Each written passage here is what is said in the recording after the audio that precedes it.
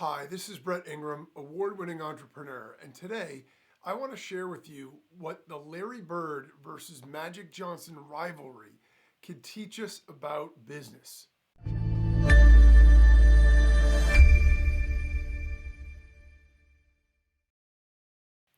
So Larry Bird was my favorite basketball player. I might be dating myself a little bit here, but growing up watching the Celtics with my dad, I just remember watching him do things that would absolutely amaze me. Whether it was a no-look pass behind his head or whether he would shoot a three with a guy right in his face, he'd take game-winning shot after game-winning shot, hit most of them. He always had this incredible ability to not only perform at a really high level, but also get everyone else around him to play at a higher level as well. And, that's one of the things I absolutely loved about watching him and watching the Celtics. Of course, they were winning games and competing for titles, which was always fun also. But I just loved individually his style of play.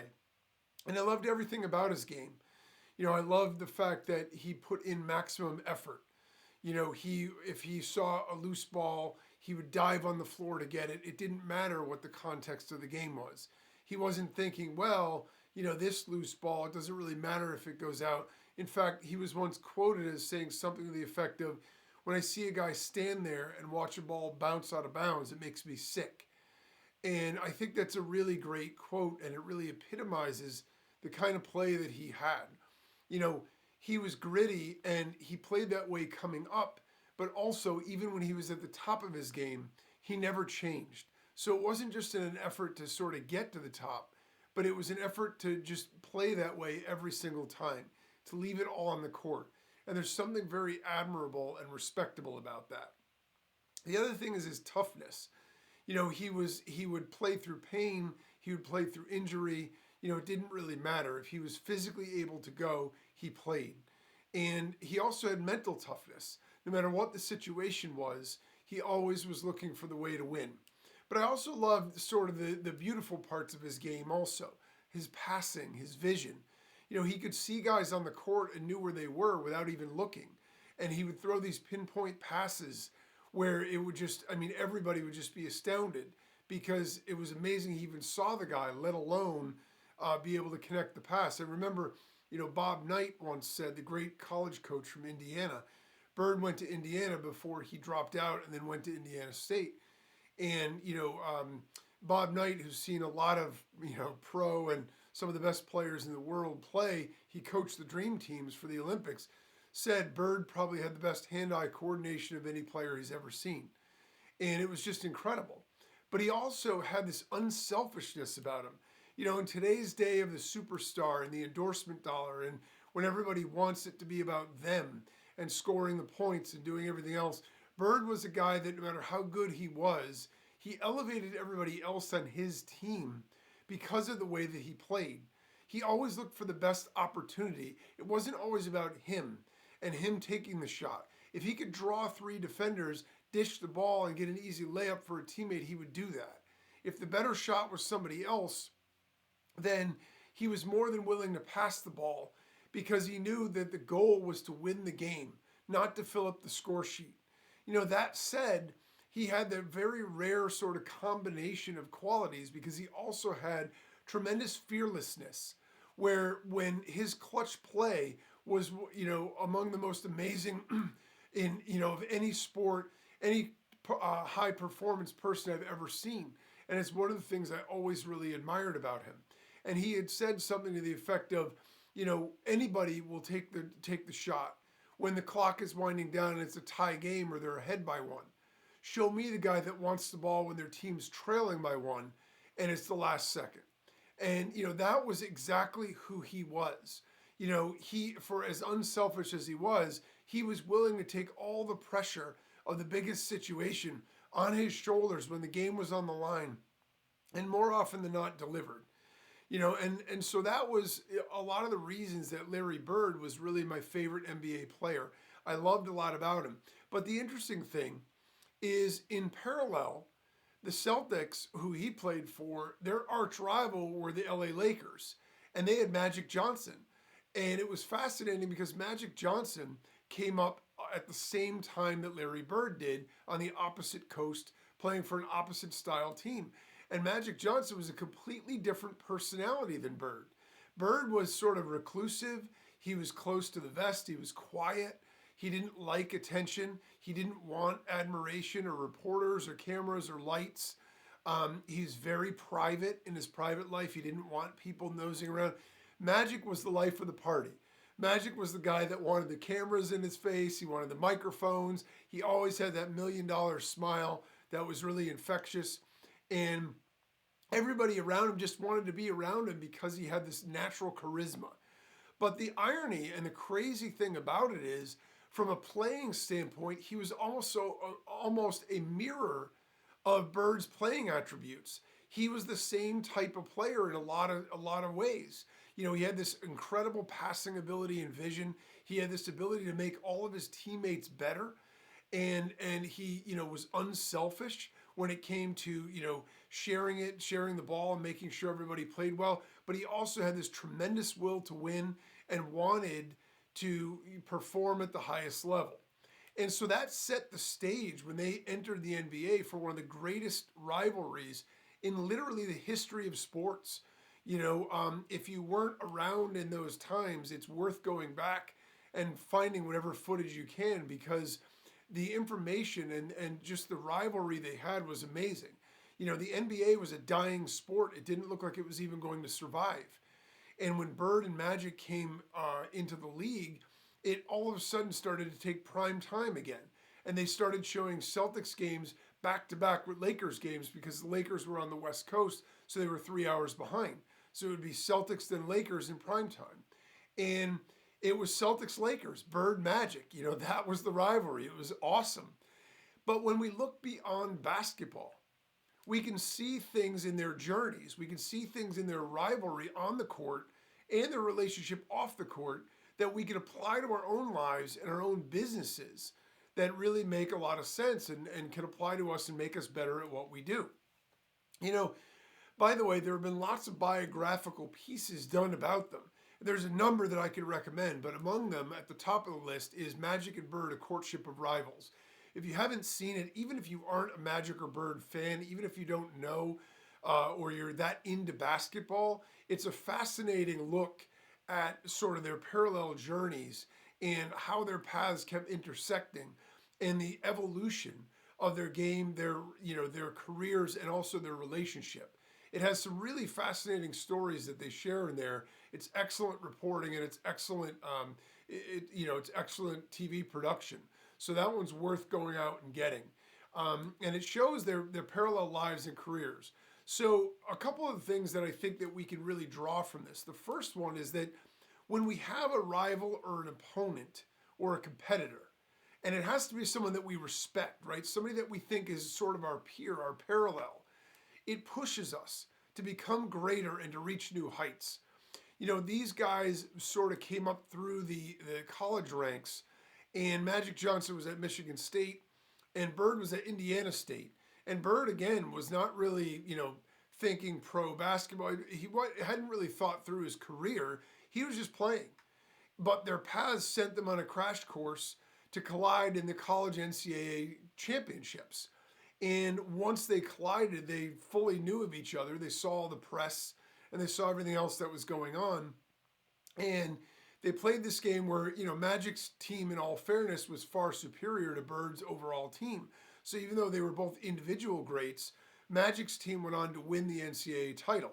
And that always put a thorn in Bird's side, but it also set the stage for this incredible rivalry and relationship. So then they get into the NBA, and then it's all about Rookie of the Year, MVP, who's going to win, titles. Because they were such parallel players on excellent teams, it was basically the two of them. And they were competing for all those, and they seesawed back and forth, winning and losing, and always winning and losing to each other, it seemed. And so it was really amazing. And I remember Bird telling the story one time about how at night, when he woke up in the morning, he would get the newspaper. And the first thing that he would do is look at the score line for the Lakers game to see how many points Magic scored. Because Magic played on the West Coast. So those games are often late, and Bird was already in bed. But when he woke up, the first thing he wanted to know is how many did Magic score? If Magic scored 25, Bird would say, okay, I got a game today. I got to go out and score 26. So he had that thing pushing him, driving him to be better. And Magic was the same way. He wasn't going to let Bird outduel him. When he lost the Rookie of the Year to Bird, he was so infuriated, and then he lost a title. He wanted to go out and win an MVP and win a title. And so they pushed each other to completely get better. And, the interesting sort of auxiliary to that story is that Bird said that once Magic had retired because of his HIV diagnosis, it wasn't the same. Bird lost the will to compete at the same level because Magic wasn't there anymore. And he said it just wasn't the same after he was gone. They were both better players and achieved more for having one another around. And in business, it's the same thing. Whether or not we are friends or know or compete directly with somebody, or whether they don't even know we exist, maybe they're the big boy on the block and we're the little guy right now. The fact is, if we look at somebody who's very successful in our industry and what we're trying to do, and we view it not in a negative way, but as a competitor, as somebody that we want to be able to outduel. We want to get to the mountaintop. We want to be more famous or more successful or whatever than they are. There's something healthy about that level of competition. And the fact that it drives us. There's somebody else that we have our eye on to constantly say, this is the bar that we need to reach. If we're just in a vacuum doing it ourselves, we can be self-motivated. I remember Michael Jordan saying, he would find little things to be annoyed about because he had achieved such greatness in the NBA that there wasn't really a parallel for him. There wasn't anybody else that was, Joker to his Batman. And so the fact of the matter is, he had to drum up things. So he looked for any slight in a newspaper article, in a magazine, what a reporter would say, what a player might say. And these things were laughable. They were so minor, but he needed that to fuel him because there wasn't anybody left to push him. When you had Magic and Bird, they had each other. The second thing that we could take from it is that the only right way to do things is our own way. The differences between these two guys, Magic and Bird, couldn't be any more dramatic. Bird was a keep to himself, private, reclusive guy, sneak out the back door to avoid the reporters, tipping the chef instead of the waiter, very much didn't trust people, very risk averse, all of that kind of stuff, and would rather just be in his overalls, mowing his own lawn. And Magic was the life of the party, showtime, wants to hang out with Hollywood stars and all that other kind of stuff. And, wanted the limelight, wanted the attention, and, was also sensitive to it. He was aware of what people wrote in the paper and cared a lot. It bothered him when people said things. When they asked Bird about it, they said, what do you think about he said, I don't care what you guys write whatever you want. He goes, I don't read it. It doesn't affect me at all because I don't care what you think. And they couldn't have been more different yet. Look at the way they got to their results. So they both were themselves. Neither one was trying to be somebody they weren't. Bird didn't say, well, in order to be successful, I've got to be this outgoing, face of the franchise. And Magic didn't say, well, I've got to tone it down and really focus on work. They both were able to get the job done in their own unique ways and stay true to who they were. And that is a really valuable lesson for all of us, despite the fact that we might see a rival or a competitor and somebody that we might want to emulate. We don't want to be them. We might want to find their results, but we want to do it in our own way because that's the only way we're going to be successful long term. If we're pretending to be something we're not, it's very hard to keep that up and the pressure becomes overwhelming. And what it does is it leads to depression and anxiety and ultimately failure. So we want to be ourselves and get to where we want to go by being ourselves. The third thing is that sometimes our rivals or toughest competitors make the best friends or partners. Magic and Bird, while they didn't openly say they hated each other, it was as close to hatred as you could get because they knew that they were each other's obstacle to what they wanted. So it's natural for there to be some animosity there. But they had an opportunity to play together on the U.S. Olympic Dream Team. And when they did that, and when you saw them on the court together as teammates, it was a completely different dynamic. Now, the interesting thing is, it didn't affect their friendship. Magic thought once they played together as teammates, they would be best buddies. Bird was like, dude, you're still my competitor. I don't talk to you. You know what I mean? Magic would come up, shake your hand, smile in your face, and then drop daggers on you all game long. Bird didn't want to even talk to you. He didn't even want to make eye contact when he was going against you. But on the Olympic team, when they got in together, they were the young guys with all these other superstar NBA guys that were going to be Hall of Famers. And the team was doing okay. When they came in the lineup, the lead would balloon right up because the two of these guys played off each other. It was just like, magic, to steal a phrase, right? They passed, they played together. They weren't trying to outdo each other for more points. They brought their unselfish but superstar level play to a team environment playing together. It's insane to think about what these two guys would have done if they were ever on the team together for any significant amount of time. But on the Olympics, they played as teammates, and it was surreal, the ability to create the results and dominate the way that they did. So you could see the value of that. But also, the other thing about that is not only were they great, teammates there, but when they ended up becoming friends, and this happened when they actually shot a Converse ad. Converse made sneakers for both of them as MVPs. Bird was the MVP one year, Magic was the MVP the next year, and they shot the commercial at Bird's mom's house. And Magic said he was really apprehensive about going out there, but Bird said, if we're going to do it, this is where we're going to do it. And so, there was a little bit of tension in the beginning. And then when they had their break, they started to talk. And in between shoots, they were talking. And then for lunch, they went up to the house, and Bird's mom had made lunch for them. And they were talking and everything else. And as Bird says it, I'm not a huge fan of Magic. I'm a huge fan of Irvin. And I met Irvin that day. He loved the real guy. He doesn't like persona. He doesn't like anything that he views as superficial. And so when he got to know Magic as a person, they became best of friends, and they become really, really tight friends. And so to the point that when Magic had his HIV diagnosis, one of the first phone calls he got was from Bird, because they were that good of friends. And they had tremendous respect for each other, but that took their relationship to a whole new level.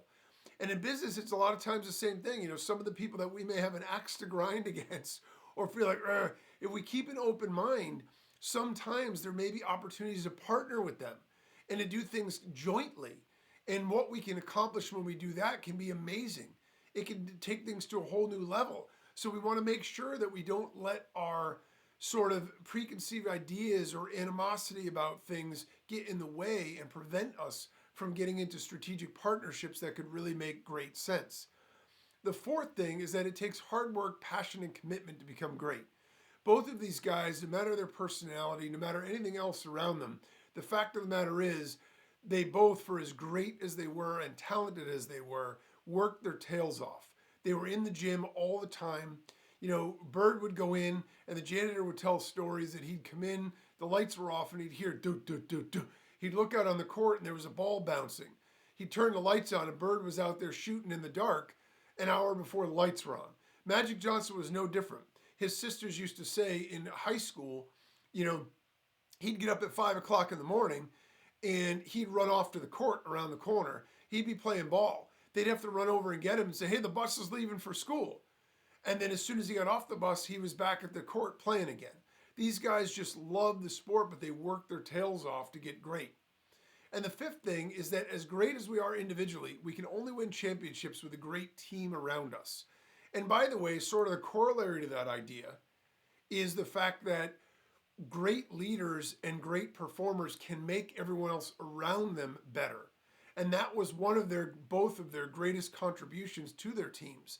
They were surrounded by great players. It's not to take anything away from the teammates they had. Neither one of them was on a team of, slouchy players. They both played with some real all-time greats in the NBA. But the fact of the matter is they reached the heights they did because they played a team-style sport. When Jordan, as great as he was, first came into the league, he was scoring tons of points. His team wasn't winning because he was trying to do it all himself. Once he realized that it's a team sport and his job was to make everyone else around him better, they were unbeatable. And it's the same kind of idea. So the fact of the matter is, these two guys raised the level of all of their teammates by setting the example for how they play, but also by involving them in a team sport and a team atmosphere with the way that they played the game. And we need that in order to be successful. They both could have won MVP awards, right? They both could have, but they weren't going to win NBA titles by themselves. That's where we need the team in order to really achieve great things. So the takeaway here is that Larry Bird and Magic Johnson were two of the greatest NBA basketball players of all time. Regardless of which one you followed or rooted for, it's impossible not to recognize the mark they left on the game and how important each of them are to the other's story. Sports and competition can bring out the best in us. And when we apply the same ideas and lessons that we learn from sports to our lives and our businesses, we set ourselves up with greater odds of achievement and success.